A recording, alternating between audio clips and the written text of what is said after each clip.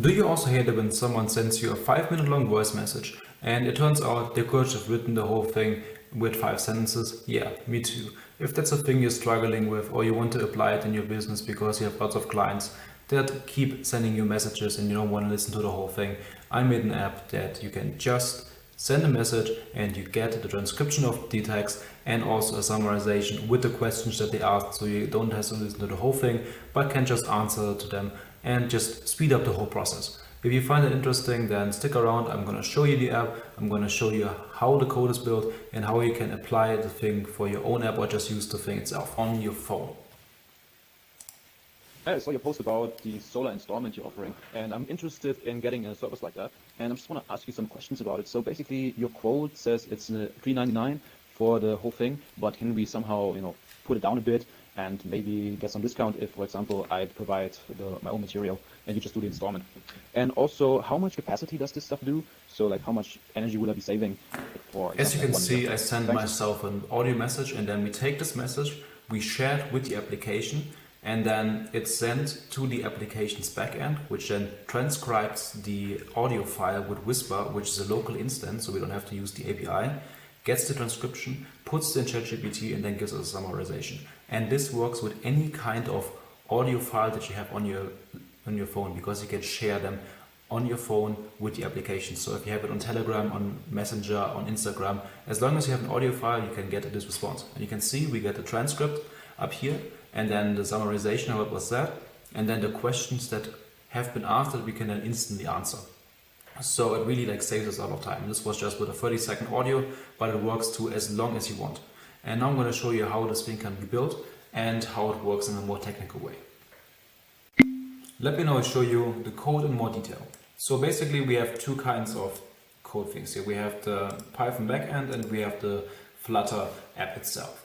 So going into the Python backend, it's basically a Flask app that we can send out requests to the Flutter app and get some back. So we just start off the Flask app, we then receive the audio file that we sent, and we first check if the file is actually an audio file. If so, we then take this file and we save it as a temporary .wav file. So we can use it and we don't have to store all the other things. Then we use the transcribe with Whisper function to get the transcription of the text. We then use this transcription that we created, put it into a GPT-4 API response, we send this out, and then later we send back with HTTP the transcript in our GPT response. So now let's go into more detail of the transcription with Whisper, because we are not using the Whisper that you use when you send an API to OpenAI, because that costs quite a lot of money. So if you want to just transcribe a 1 minute long audio, it takes around 4 cents. So if you scale it up or you have a longer kind of audio file, it's going to get very expensive very fast. But with this model, we run it locally. And as you can see here, it's over the CPU. If you want to install that, you just have to install Whisper -a OpenAI, as you can see in the requirements. So don't install Whisper, but install this kind. Then you also need to install OpenAI, and you need to install FFmpeg, otherwise it will not work. You have to install this package or it won't work. Then after you have installed that, you can then load the model. We can have a base model, lighter model, or an advanced model. The advanced model I wouldn't recommend for most applications because it just takes longer and requires you to have more resources. But it's only good if you have, for example, multiple people speaking or really long files. And you can also run it on a GPU, which will be faster, but I'm using the CPU right now. Then we load the video path to the file. You can also put in MP4 files, so not just MP3s. And then we get the result of the text. I can show you how this looks now. So we load in the temp audio file that we created. It's then getting transcribed and we get out a text. We can also get this text with timestamps if that's interesting for you. So the base model Whisper that you run locally has way more functions than the API itself. So you can see this is then the text that we get out. And then in the server, we then just take this transcription, we put it in the API response and we send that out. Now let's get into the Flutter app. So for the Flutter app, we basically just have to focus on the main.dart file. and the Android manifest.xml, because we're importing this package which allows us to share and send files inside of our phone to the app.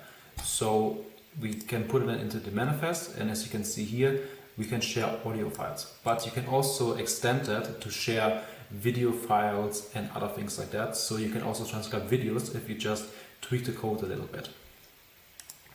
Then we have here our main function that are just basically listening inside of the app if something happens. So this is the one that if the app is in memory, and this is if the app is closed, so you can also just have the app closed and just share it with the app. It starts, it gets the file, and we get the transcription. And this is the part that connects our app with the backend. So we get the file, then we send it out to our server. This is the local address. So if you actually want to have this as a production app, you need to put it on the server, and then you just replace this one with your server IP address.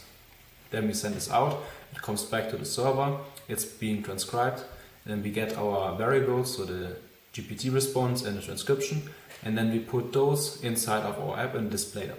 And now I can show you how this looks in production. For this we just run the server, I go on my phone,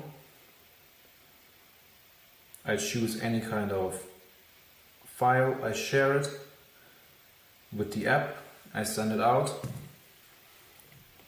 You can see it came in, it's being transcribed, the audio file is created.